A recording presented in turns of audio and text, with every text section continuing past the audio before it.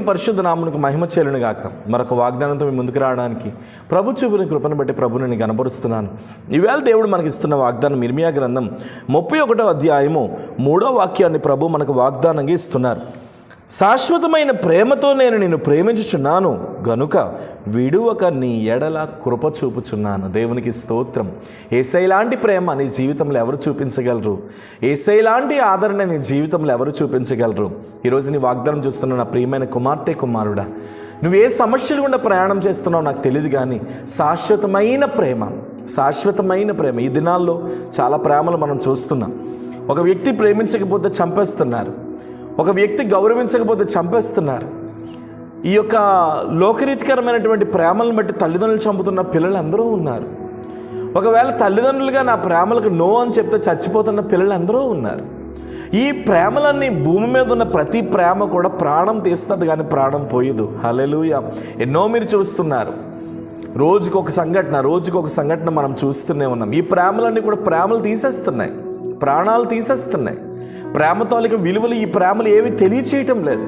అందుకని మనుషుల ప్రేమ ఎటువంటిదంటే ఏమన్నా పెడితే ప్రేమిస్తారు, ఏమన్నా ఇస్తే ప్రేమిస్తారు, ఏమన్నా చూస్తే ప్రేమిస్తారు, దగ్గరికి ఆదరిస్తే ప్రేమిస్తారు, ఏమన్నా గిఫ్ట్ రూపంలో ఇస్తే ప్రేమిస్తారు.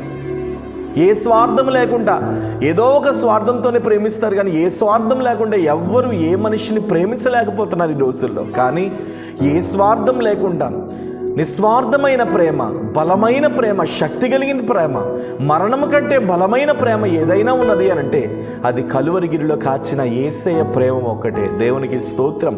అది యేసయ్య ప్రేమ, అది మనం వర్ణించలేము. అది శాశ్వతమైన ప్రేమ. పెట్టినా ప్రేమ ఉంటుంది, పెట్టకపోయినా ప్రేమ ఉంటుంది, చూసినా ప్రేమ ఉంటుంది, చూడకపోయినా ప్రేమ ఉంటుంది, దూషించినా ప్రేమ ఉంటుంది, తృణీకరించినా ప్రేమ ఉంటుంది. మనం ఎన్ని పొరపాట్లు చేసినా ఆయన ప్రేమ మనల్ని ప్రేమిస్తూనే ఉంటుంది. అందుకనే కదా మరణం కంటే బలమైనదనే మాట ఎందుకు దేవుడు అంటున్నాడు అని అంటే, మరణము సైతం మించినటువంటి ప్రేమ ఆ ప్రేమ. యేసయ్య లాంటి ప్రేమ ఎవ్వరూ నీకు ప్రేమించలేరు. అందుకనే ఈ రోజున నువ్వు ఏ ఆదరణ లేక, ఏ ఓదార్పు లేక, ఏ సంతోషం లేక, ఎవరి ప్రేమ నోచుకోక ఒంటరి జీవితాన్ని అనుభవిస్తున్నా, బ్రతికేంటండి, నా భవిష్యత్ ఏంటండి, నా జీవితం ఏంటండి అని ఒకవేళ నువ్వు ఏడుస్తున్నావేమో, ఈ వాగ్దానం చూస్తున్నా నీవు నీ కన్నుల్లో నుండి కన్నీళ్లు ఏరులై పారుతుందేమో. కానీ ఈ మనుషులు నేను ప్రేమించకపోయినా జీవం కలిగిన దేవుడు, బలమైన దేవుడు ఎప్పటికప్పుడు నిన్ను ప్రేమిస్తూనే ఉంటున్నాడు. ఆ విషయం నువ్వు ఎన్నడూ మర్చిపోవద్దని దేవుడు నీతో మాట్లాడుతున్నాడు. ఇది శాశ్వతమైన ప్రేమతో నిన్ను ప్రేమిస్తున్నాడు. అలాగే ఈ ప్రేమ ఎటువంటిదో తెలుసా? మధ్యలో విడిచిపెట్టే ప్రేమ కాదు, చివరి వరకు, కడ వరకు, చివరి శ్వాస వరకు నీతో ఉండేటటువంటి ప్రేమ. దేవునికి స్తోత్రం. చాలామంది రోజుల్లో నేను ప్రేమిస్తున్నానని చెప్పి మధ్యలోనే విడిచిపెడుతున్నారు. తల్లిదండ్రులు కూడా పిల్లలు వాళ్ళు పెంచి పెద్దోళ్ళని చేసి ఉన్నతమైన స్థితిలో పెడుతుంటే వాళ్ళు ఏం చేస్తున్నారంటే మధ్యలోనే తల్లిదండ్రులు విడిచిపెడుతున్నారు. మీరు ఎప్పుడైనా తల్లిదండ్రులకి ఓల్డ్ ఏజ్ హోమ్స్ అని కానీ, లేదా అనాథాశ్రమాలు కానీ మా చిన్నతనంలో కానీ, మీ చిన్నతనంలో కానీ ఎప్పుడు చూస్తుంటారు. కానీ ఈ దినాల్లో ఊరికొక అనాథాశ్రమం, ఊరికొక ఓల్డ్ ఏజ్ హోమ్, ఎలాంటి పరిస్థితులు ఎదురవుతున్నాయో ఈ రోజున ఈ లోకాన్ని చూస్తుంటే మనకు అర్థమవుతుంది. కానీ మనుషులు మారినా, మనసులు మారినా, లేదా ప్రజలు మారినా, తరాలు మారినా, యుగాలు మారినా, జగాలు మారినా, మారినటువంటి ప్రేమ ఏదైనా ఉన్నది అంటే అది యేసయ్య ప్రేమ ఒక్కటే. అందుకని ఆ ప్రేమ మీద నువ్వు ఆధారపడు నాన్న, ఆ ప్రేమ మీద నువ్వు ఆనుకో బిడ్డ. మనుషులందరూ దీన్ని తృణీకరించిన ఆ ప్రేమ ఎన్నడూ నీ చేయి విడిచిపెట్టదు. ఈరోజు అదే ప్రభు నీతో చెప్తున్నాడు. ఇది శాశ్వతమైన ప్రేమ, ఇది విడువని ప్రేమ. ఆ విడువని ప్రేమ నీతో ఎల్లవేళలా ఉంటుంది అనే విషయాన్ని నువ్వు ఎన్నడూ మర్చిపోవద్దు. ప్రేమ పరిశుద్ధము, నమ్మకమైన తండ్రి. ఎంతమంది అయితే ప్రభు మనుషులు నమ్మి మోసపోయారు, నరులను నమ్మి మోసపోయారు, వారందరి కొరకు ఈవేళ నేను ప్రార్థన చేస్తున్నాను. అయ్యా, నీ ప్రేమతో వారిని భద్రపరచు, నీ ప్రేమతో వారిని స్థిరపరచు. నీది శాశ్వతమైన ప్రేమ, నీది ఉన్నతమైన ప్రేమ, నీది విడువని ప్రేమ. ఆ ప్రేమ చేత నీ బిడ్డలు యేసు నామంలో నింపబడుదురుగాక. ఇప్పుడే వారి హృదయాల్లో ఉన్న గాయములన్నీ కట్టబడాలి. ఎంతమంది అయితే ఈ వాగ్దానం చూస్తున్నారు, మీ హృదయాల్లో ఉన్న గాయములను పరిశుద్ధాత్ముని ఇప్పుడే ఈ సమయంలో కడుతున్నాడు. ఇప్పుడే పొందుకోమని యేసు నామములో ప్రకటిస్తున్నాను. గుండెల్లో ఉన్న గాయములన్నీ తొలగిపోతున్నాయి, హృదయాల్లో ఉన్న గాయములన్నీ తొలగిపోతున్నాయి, చీకటి గాయములన్నీ తొలగిపోతున్నాయి, ఇబ్బందికరమైన పరిస్థితులన్నీ మీ జీవితంలో నుండి తొలగిపోతున్నాయి. ఇప్పుడే ప్రభువు మీ మీదకు దిగివచ్చి నీ హృదయంలో ఉన్న గాయములన్నీ కడుతున్నాడు. ఇప్పుడే యేసు నామములో పొందుకోమని ఆజ్ఞాపిస్తున్నాను.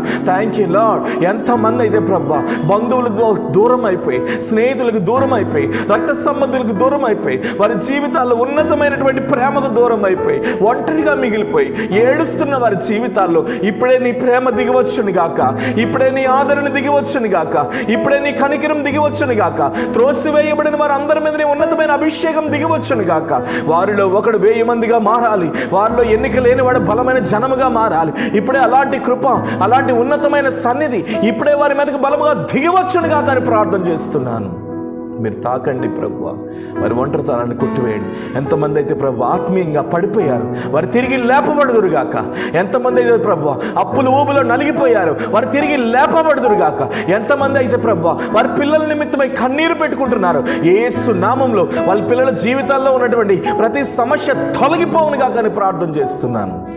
ఒక ఉన్నతమైన కృపతో మీరు ఆదరించండి, యేసు నామములో మీరు ఆశీర్వదించండి. స్టడీస్ విషయమై సహాయం కావాల్సిన వారికి స్టడీస్ వేలో హెల్ప్ చేయమని ప్రార్థన చేస్తున్నా. గర్భఫలం లేని వారికి గర్భఫలాన్ని ప్రకటిస్తున్నా, వివాహములు కాని వారికి వివాహములను ప్రకటిస్తున్నా. అయ్యా, ఆత్మీయతలో పడిపోయి చచ్చిపోయిన స్థితిలో ఉన్నవారు మరలా తిరిగి యేసు నామంలో లేపబడుదురుగాక. తగిన శక్తిని మీరు ఇవ్వమని ప్రార్థిస్తూ యేసు నామంని ప్రార్థన అడుగుచున్నాను తండ్రి, ఆమేన్. God bless you. దేవుడు నమ్మదగిన వాడు, ధైర్యం తెచ్చుకోండి. అనేకులకు ఈ వాగ్దానం షేర్ చేయండి. అవసరం ఉంటే ఖచ్చితంగా కాంటాక్ట్ చేయండి, మీ కొరకు మేము ప్రార్థన చేస్తాం. Praise lord.